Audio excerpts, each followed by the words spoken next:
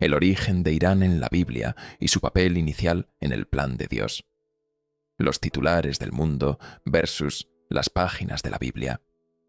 En los medios modernos, Irán aparece constantemente como foco de conflicto. Tensiones con Israel, amenazas nucleares, represión política y alianzas sospechosas. Pero existe una dimensión de Irán que rara vez se menciona en los noticieros: su rol profético.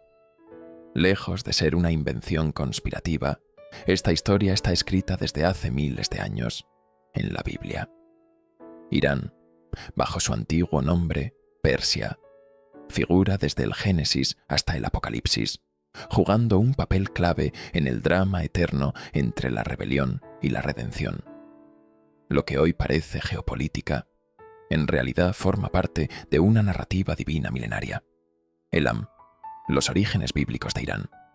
La raíz bíblica de Irán comienza en el libro de Génesis. En el capítulo 10, versículo 22, se menciona: los hijos de Sem, Elam, Asur, Arfaxad, Lud y Aram. Aquí aparece Elam, ancestro directo de lo que más adelante sería conocido como el Imperio Persa. Este nombre poco familiar representa a los fundadores de una de las civilizaciones más antiguas asentadas al suroeste del actual Irán, en la región de los montes Zagros. La ciudad capital de este antiguo pueblo era Susa, una metrópoli que la Biblia menciona repetidamente en los libros de Daniel, Esdras y Esther. Susa no solo fue un centro cultural y político, sino que sería el escenario de momentos decisivos para el pueblo de Dios. Los elamitas tenían su propia lengua, su religión y estructura política, pero eso no los excluía del plan eterno de Dios. El patrón de la Biblia nunca es accidental. Cuando una nación aparece, no lo hace sin razón. Dios menciona a Elam desde el principio, porque aunque no lo entendamos de inmediato, está enlazada al destino profético de Israel. Elam en guerra, un actor geopolítico desde el principio.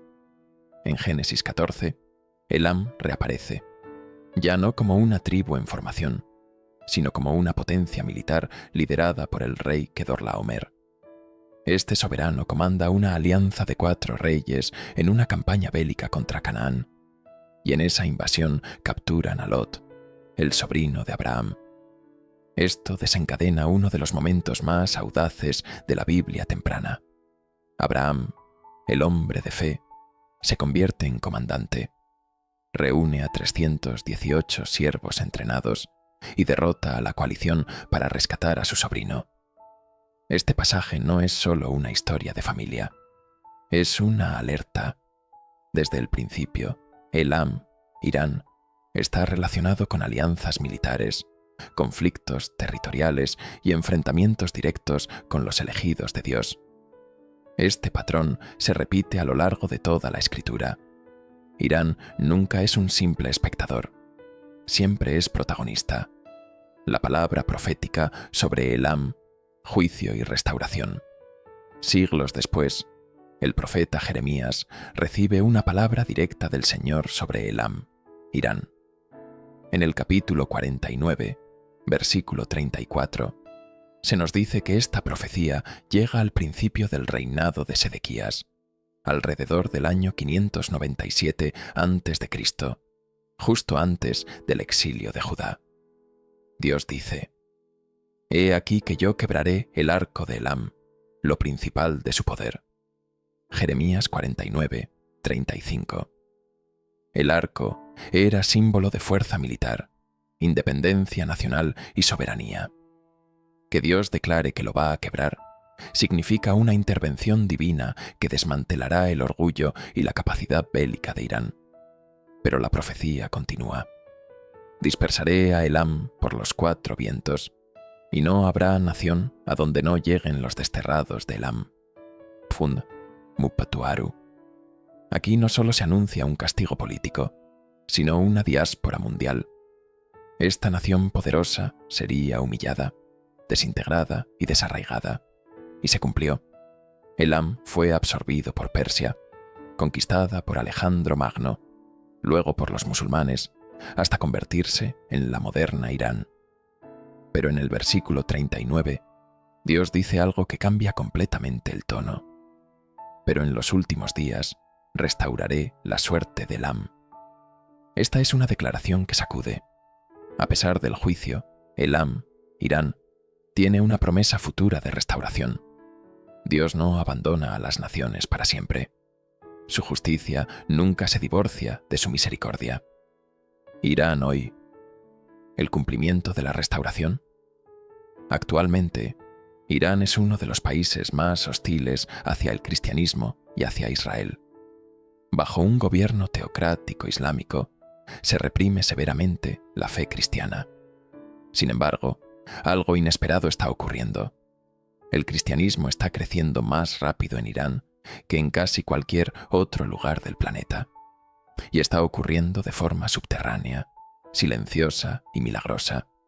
Visiones, sueños, conversiones secretas, Biblias ocultas, reuniones clandestinas. ¿Es esta la restauración que Jeremías anticipó? Un resurgimiento espiritual desde dentro de un régimen hostil. Dios siempre trabaja en las sombras. Aun cuando el escenario mundial presenta a Irán como una amenaza, Dios ve corazones que se están volviendo a Él. Y tal como ocurrió en tiempos antiguos, está levantando un remanente. Ciro el Grande, un rey persa llamado Mesías Isaías, más de 150 años antes de que naciera Ciro, escribe una profecía desconcertante. Así dice el Señor a su ungido, a Ciro. Isaías 45:1.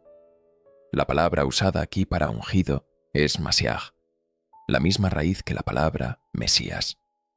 No significa que Ciro fuera el Salvador, pero sí que fue un instrumento específico de Dios.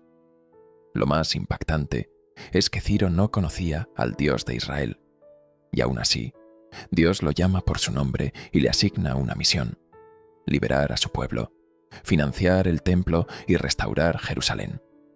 En Esdras 1:2, Ciro declara: El Señor, Dios del cielo, me ha dado todos los reinos de la tierra y me ha encargado que le edifique una casa en Jerusalén. Es el mismo Irán, la misma Persia, la que hoy amenaza con destruir a Israel, la que en tiempos antiguos ayudó a reconstruirlo. La ironía es divina. La historia gira sobre sí misma, y todo estaba ya anunciado por los profetas. Desde los días de Génesis, Irán ha estado presente, primero como Elam, luego como Persia. Ha sido actor en guerras antiguas, instrumento de restauración, blanco de juicio y candidato para un futuro avivamiento. Este bloque inicial nos recuerda una verdad poderosa. Dios no se limita a trabajar con los justos o con los pueblos religiosos. Él usa imperios, paganos, reyes, enemigos e incluso naciones que no lo conocen para cumplir su plan. Y si Irán ha estado desde el principio bajo la mirada de Dios, también estará al final. Pero su destino no está atado solo a la política. Está entretejido en el plan eterno de redención. En el próximo bloque, veremos cómo Irán pasa de instrumento de restauración a protagonista en la oposición final contra Israel, como lo profetizó Ezequiel. De restaurador a enemigo, Irán y la visión de Ezequiel. Persia en tiempos de Ester y Nehemías, protectora del pueblo de Dios. Tras la liberación de los exiliados por Ciro y la reconstrucción del templo, la historia bíblica nos introduce en una etapa delicada pero reveladora.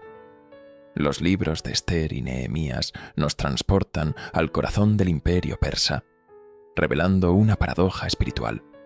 Irán, en ese entonces Persia, seguía siendo usado por Dios a favor del pueblo judío, a pesar de su entorno pagano.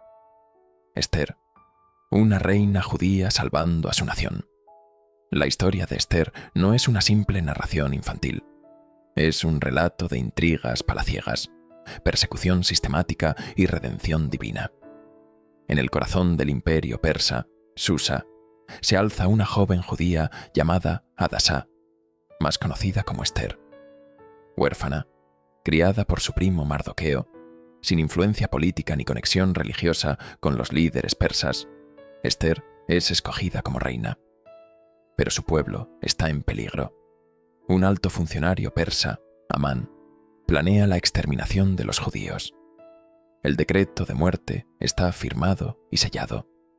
Lo que sigue es uno de los momentos más intensos de toda la Biblia. Mardoqueo insta a Ester a actuar, con la famosa frase: «¿Y quién sabe si para esta hora has llegado al reino?». Ester 4:14. Ester se arriesga, revela su identidad al rey, expone a Amán y salva a su pueblo. Este episodio muestra que incluso dentro del sistema persa, Dios usó a una mujer judía para detener un holocausto anticipado. Nehemías, reconstruyendo murallas con permiso persa. Años después, Nehemías, copero del rey Artajerjes I de Persia, recibe noticias de la miseria en Jerusalén. Conmovido, ora, ayuna y, con valentía, pide permiso al rey para reconstruir las murallas destruidas. Contra todo pronóstico, el rey le concede materiales, protección y autoridad. En Nehemías 2:8 se afirma: «Y el rey me concedió lo que pedí, porque la buena mano de mi Dios estaba sobre mí». Así, el Irán antiguo no solo liberó al pueblo judío, también financió y protegió su restauración. Sin embargo, como toda historia profética, esta temporada de favor no sería permanente. El cambio profético, de protector a opositor. La narrativa bíblica da un giro impactante cuando llegamos al libro de Ezequiel, especialmente los capítulos 38 y 39. Aquí se describe una guerra profética llamada la batalla de Gog y Magog, en la cual Persia figura como una de las naciones que se levanta contra Israel en los últimos días. Ezequiel 38. Una alianza militar contra Israel. En Ezequiel 38, 1-5, Dios habla al profeta: «Hijo de hombre, pon tu rostro contra Gog, de la tierra de Magog. Persia, Cus y Fut estarán con ellos». Aquí, Persia, Irán, aparece alineada con otras potencias hostiles. Gog, representando a un líder o territorio del norte, identificado por muchos con Rusia, junto a Etiopía, Libia y otros pueblos. Esta no es una invasión aislada, sino una coalición multinacional, un frente unido contra Israel. Ezequiel 38:15 detalla: «Vendrás desde tu lugar, de las regiones del norte, tú y muchos pueblos contigo, todos ellos montados a caballo, gran multitud y poderoso ejército». Esto refleja una invasión global desde múltiples frentes, con un propósito: aplastar a Israel. Irán hoy. ¿Se está formando esta alianza profética? La Biblia no menciona explícitamente fechas ni líderes modernos, pero al observar los titulares actuales, los paralelos con Ezequiel son llamativos. Irán encabeza una coalición que ya tiene forma, una hostilidad abierta hacia Israel. Irán no oculta su deseo de eliminar al Estado judío. Cada año celebra el Día de Quds, una jornada oficial para manifestar su intención de destruir a Israel. Líderes religiosos y políticos lo han expresado públicamente. Israel debe ser borrado del mapa. Esta postura no es política, es espiritual. En la Biblia, cuando una nación se posiciona contra Israel, está oponiéndose al plan de Dios. 2. Red de apoderados regionales. Irán ha consolidado una red de milicias y grupos armados por toda la región, incluyendo Hezbollah en el Líbano, Hamás, y la Yihad Islámica en Gaza, milicias chiitas en Irak y Siria, los hutíes en Yemen. Este cerco geográfico crea una presión desde el norte, el sur y el este de Israel, una configuración que coincide con la invasión profetizada en Ezequiel. Tercera alianza con Rusia y Turquía. La coalición de Gog incluye a Magog, Mesec y Tubal. Muchos estudiosos los identifican con regiones de Rusia y Turquía. Hoy, Irán, Rusia y Turquía han sostenido cumbres trilaterales, declarado intereses comunes en Siria y han cooperado militar y estratégicamente. La convergencia es clara, pero Dios interrumpe. Juicio sobre la coalición. La parte más impactante de Ezequiel 38 y 39 no es la guerra en sí, sino la respuesta divina. En Ezequiel 38, 18 a 23, el Señor declara: Mi furor subirá en mi ira. Habrá un gran terremoto. Convocaré la espada contra Gog. Haré llover sobre él piedras de granizo, fuego y azufre. El propósito de esta intervención no es solo salvar a Israel, sino revelar la soberanía de Dios. Así mostraré mi grandeza y santidad, y me daré a conocer ante los ojos de muchas naciones. Mito, Irupat y Munre. La guerra profética servirá como un escenario de revelación mundial. Irán y sus aliados no serán solo enemigos de Israel, serán ejemplos del juicio de Dios. El río Éufrates y la sexta copa. Apocalipsis 16. El libro de Apocalipsis complementa esta visión. En el capítulo 16, versículo 12, dice: El sexto ángel derramó su copa sobre el gran río Éufrates, y sus aguas se secaron, para que estuviera preparado el camino a los reyes del Oriente.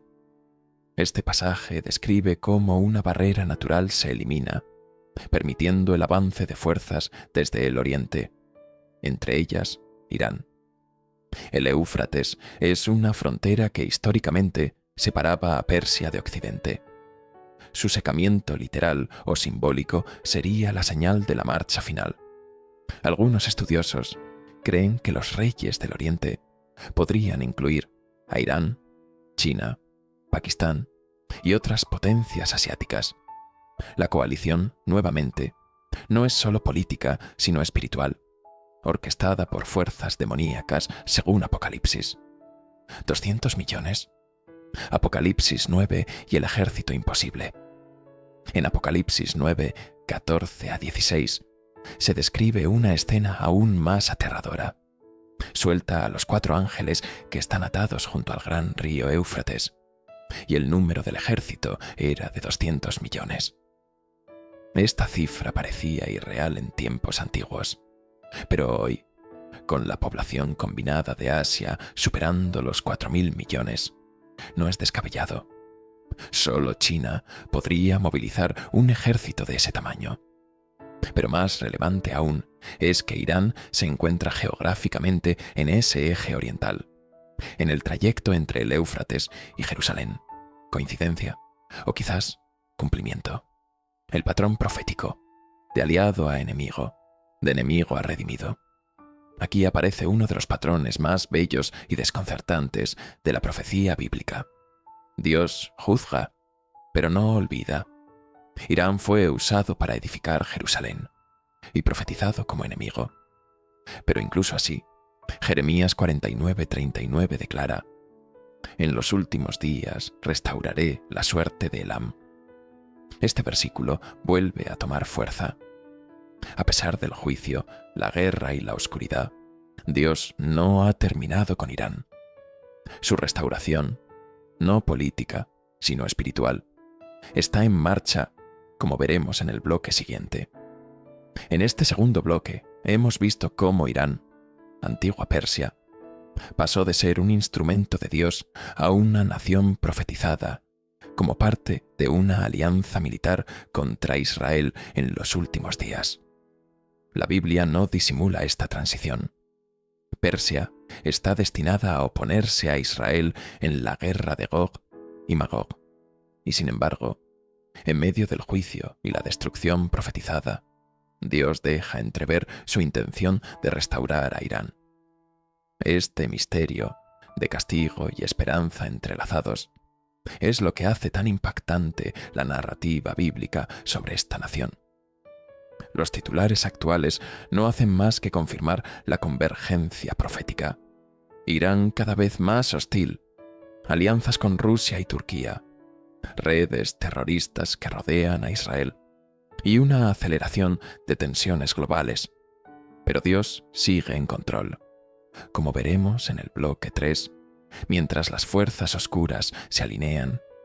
Una luz inesperada comienza a surgir desde dentro del mismo Irán, de la guerra al avivamiento, la otra cara de Irán. Si los capítulos anteriores mostraban a Irán como un actor hostil en el escenario profético del fin de los tiempos, este bloque revela un ángulo completamente distinto. Irán no solo representa una amenaza, también es el terreno de uno de los movimientos espirituales más sorprendentes de nuestros días. Lo que los noticieros no informan es que, entre la opresión y las amenazas, una revolución espiritual está en marcha. Y esto, una vez más, no es una sorpresa para la Biblia. Jeremías 49:39. La promesa que lo cambia todo. En medio de una profecía dura contra Elam, Irán, Dios dice: pero en los últimos días restauraré la suerte de Elam. Jeremías 49:39. Este versículo ha pasado desapercibido por siglos. Sin embargo, su peso es inmenso. Dios no dice que restaurará su economía o su ejército. No dice que eliminará su juicio.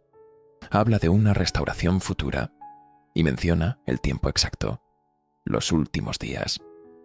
Esto significa que al mismo tiempo que Irán se perfila como parte de la coalición hostil contra Israel, Dios está obrando dentro del país, en secreto, en el espíritu, restaurando no su sistema político, sino los corazones de su gente. Avivamiento bajo persecución, lo que ocurre dentro de Irán hoy. En la actualidad, Irán está gobernado por un régimen islámico que reprime toda religión que no sea el chiismo. Las conversiones al cristianismo son ilegales. Las iglesias son perseguidas. Las Biblias están prohibidas. Sin embargo, el cristianismo está creciendo en Irán más rápido que en casi cualquier otro país del mundo. Las cifras son impactantes. En 1979, había menos de 500 cristianos evangélicos en Irán. Hoy se estima que hay más de 1 millón. Gran parte de estos creyentes se reúnen en iglesias subterráneas, en casas secretas. La mayoría de los convertidos son jóvenes musulmanes desencantados con la religión impuesta. Este crecimiento no es producto de misiones internacionales visibles. Es un avivamiento interno. Dios está usando sueños, visiones, encuentros personales, milagros. Testimonios de personas que han visto a Jesús en sueños son cada vez más comunes. Este fenómeno no es nuevo. La Biblia ya lo anticipó. En Joel 2:28, Dios promete: derramaré mi espíritu sobre toda carne. Vuestros hijos y vuestras hijas profetizarán. Y eso es exactamente lo que está ocurriendo en Irán. Fe en medio de las tinieblas. El precio de seguir a Cristo en Irán. La fe en Irán no es cómoda. No es cultural. Convertirse al cristianismo puede significar pérdida de empleo, aislamiento familiar, prisión, tortura, ejecución. Y aún así, miles lo están haciendo. No porque sea una moda, no porque sea tradición, sino porque están encontrando la verdad en Jesucristo. Su fe es valiente, pura, real. La iglesia perseguida en Irán es quizás una de las más fuertes del mundo en cuanto a compromiso. Los creyentes se arriesgan para leer la palabra, compartir el evangelio, cantar himnos en voz baja y discipular a otros. La fe se transmite de uno a otro, muchas veces en susurros. Pero esos susurros están sacudiendo al infierno. Testimonios que estremecen. El joven musulmán que soñó con Jesús. Un hombre relata cómo vio a un hombre vestido de blanco en sus sueños que le dijo: yo soy el camino, la verdad y la vida. Al despertar, empezó a buscar una Biblia y al leer Juan 14:6 encontró exactamente esas palabras. Hoy es un líder de iglesia clandestina. La mujer golpeada que perdonó. Una mujer cristiana fue encarcelada por organizar estudios bíblicos. Fue golpeada brutalmente en prisión, pero cuando fue liberada, oró públicamente por sus agresores y dijo: «Perdoné porque Cristo me perdonó primero». El policía convertido. Un oficial del régimen se infiltró en una iglesia subterránea para arrestar a los asistentes. Al escuchar la predicación, sintió una convicción tan profunda que abandonó su cargo. Entregó su vida a Jesús y ahora vive como fugitivo, pero en libertad espiritual, profecía cumplida en tiempo real. Estos testimonios no son historias aisladas. Representan una ola profética que se alinea con Jeremías 49:39. La restauración de Elam ya comenzó. No es política, es espiritual. No es nacionalista, es redentora. Dios está levantando una nueva generación en Irán, que no empuña armas, sino Biblias, que no busca borrar a Israel del mapa, sino orar por la paz de Jerusalén.